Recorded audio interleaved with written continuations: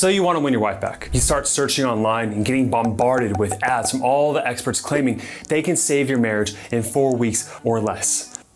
You buy all the relationship books in the world. You browse through Psychology Today looking for a competent therapist to be the savior of your marriage. Days, weeks, or maybe even months go by, and not only has your marriage not improved, but she's further away from you now than ever before. Well, listen up. In today's video, I'm gonna give you 5 steps that you can use to win your wife back. Now, I've based these 5 sequential steps on hundreds of marriages saved across a decade of experience. Now, the last step, by the way, is something I learned through my mentor that blew my mind about a woman's secret desire, so stick around for that. The first step you must take before all other steps if you wanna win your wife back that no one else really talks about out there. And if you don't start here first, I don't care what perfect plan you have, what's worked in the past, following these next steps without this one just won't work. Now look, your wife is very intuitive, which means she knows your intentions, your shortcomings more than anyone else in the world. What a gift.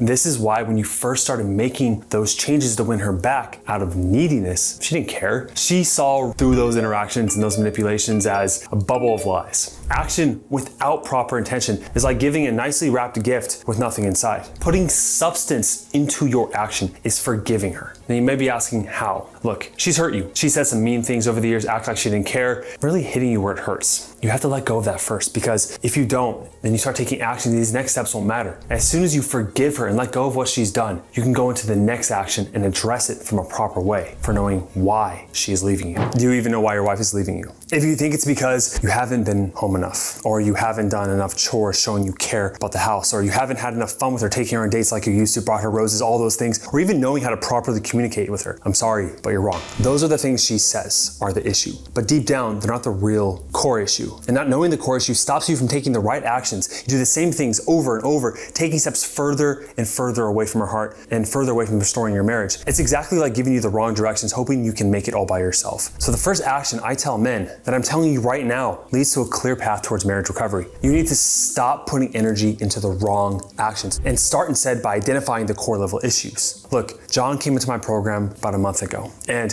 his core issues on the onboarding call, he said, we asked the 3 core issues what they think they are. He said, they are financial issues, it's because we argue about religion, and because we don't have sex anymore. I said, okay, that makes total sense. You guys argue about that all the time. But what if I told you that if your relationship was good and you address these core level issues, you'd be able to compromise about finances? She wouldn't even care as much. You guys would start having more sex, and with religion, it wouldn't matter as much either. So often in your logical brain, it makes sense the things that are being verbalized are the actual reason, but there's emotions under those reasons. The metaphor I want you to think about is this beautiful tree. Let's actually take, since I don't want to go grab my tree out of my office, let's take this plant, right? Now, this is the finances, this is the religion, this is sex, this is everything else she complains about, the chores, but deep down, all this water, this stuff you can't see because, well, you can it's kind of dirty, but the emotions are the water. And this plant will not grow successfully. It'll get more tears and get brown if you don't have clean water. Now, clean water is understanding those emotions, working through them, filtering it out. And then from there, the plant can grow beautifully and the finances won't matter anymore. The sex will just improve. Everything else gets auto-corrected once you find the core level issue. Your wife is complicated, right? Saying one thing, then doing another. For example, one second she gives you hope about your future. She says, I love you and I want to work this out. Then the next second you forget to take out the trash and she's like,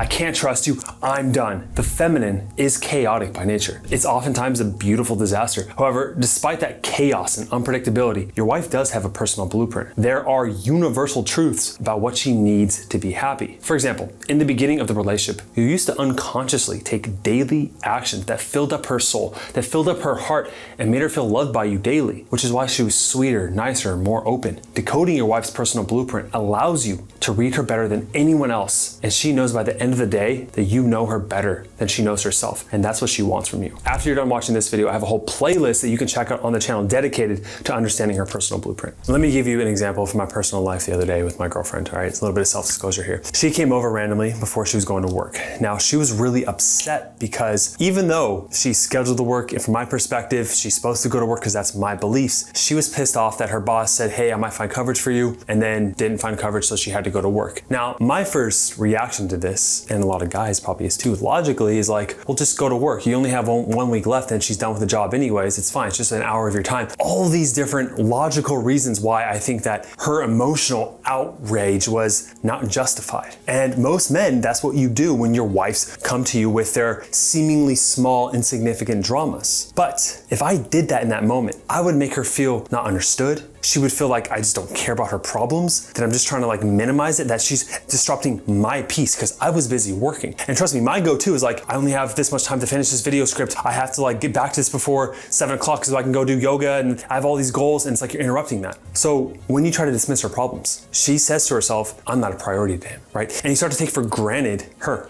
And that's why she pulls away. So because women like to make these small, insignificant issues and make them big, and men like to take these big problems and make them small, that disconnect is what causes problems. In that moment, instead, what I did is, even though a part of me said, I want to finish this video script, she's interrupting me, I was in the middle of something, I thought to myself, what's more important? That was step number one. Her needs are more important. Some video, I'll finish it eventually, right? Is that really that big of a deal? I had the opportunity to show up for her, and instead of trying to make her feel right or wrong about the problem, I just said, that sucks. You must be really pissed off that she couldn't tell you that. I can understand that. And she kind of looked at me weird. She was like, do you mean that? And I was like, yeah, no, I could totally see where you're coming from. And after she calmed down, she was like, I'm kind of being mean, huh? I was like, I mean, you could see it that way. Like, I think it is not a big deal to like, you can just go to work. But if I said that in the beginning, she would have got pissed off because I didn't understand her. But first, understanding her emotional problems and that storm, giving her that understanding, allowed that storm to calm down. And once that storm calmed down, then she could see reason. And so that's one of the core needs that she has, is you must understand her in those moments of those storms, that you are the one to bring her out of it. That's what the masculine provides, is that you are that shore and she's the ocean. You help her calm down. You create that safe base for her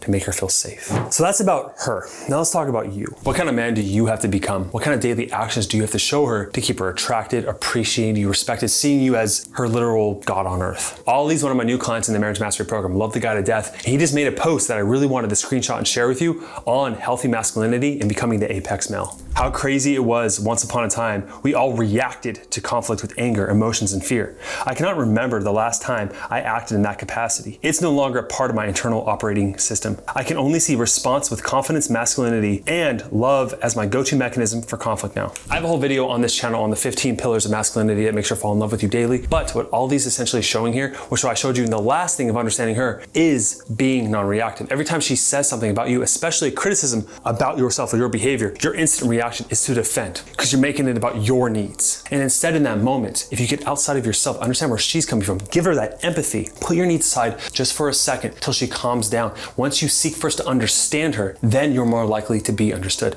Now, a lot of guys, myself included, sometimes I would think to myself, why do I have to be the bigger person? Why do I have to be the one to stay calm? And I think this is what separates me from every other channel or program out there, is that my philosophy here, Marriage Mastery and Pinnacle Man, the company, is that the man leads. The masculine leads. Yes, she can take responsibility, but you can't control her. You are the one that leads first. Now, it's a whole different conversation if you are that man, you are leading, you are being empathetic, you are knowing honestly that you are doing your best and she's still crossing those boundaries. That's a whole other conversation. I have videos on boundaries on the channel as well. But be honest with yourself. Look at yourself in the mirror. Are you being your highest, fullest capacity as a man, leading first, or are you reacting? The last point comes from a story my grad professor told me in college. I'm telling you guys a lot about myself in this video, huh? My girlfriend at the time, who I wanted to marry, I was certain she was leaving me for her ex-boyfriend. She was seeing him living in the same apartment complex, and I was so certain that she was cheating on me with him. And in the midst of my pain and anguish, I was going to his office hours, using it as like a therapy session under the guise of like helping me with homework, but it was therapy program, so it was kind of all connected. And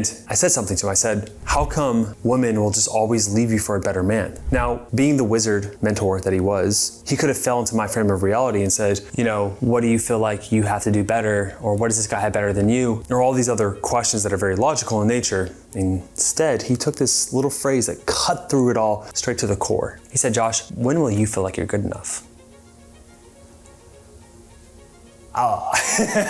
That got me. I told him, I don't know. That insight opened up the idea that no matter what woman I got with, there would always be another guy hitting on her. And it wasn't so much that these guys were better than me, it was that I didn't feel good enough the way I was. And after doing this for such a long time, I know underneath all the pain, the misery, the pushing her away, all this stuff, there's this little voice in the back of your head that says you are not good enough. And until you unearth and address that voice, understand it and work through it, you will always sabotage your relationships and never feel good enough despite what she does. I'm here to help if you need. You know how to reach out to me. See you in the next one.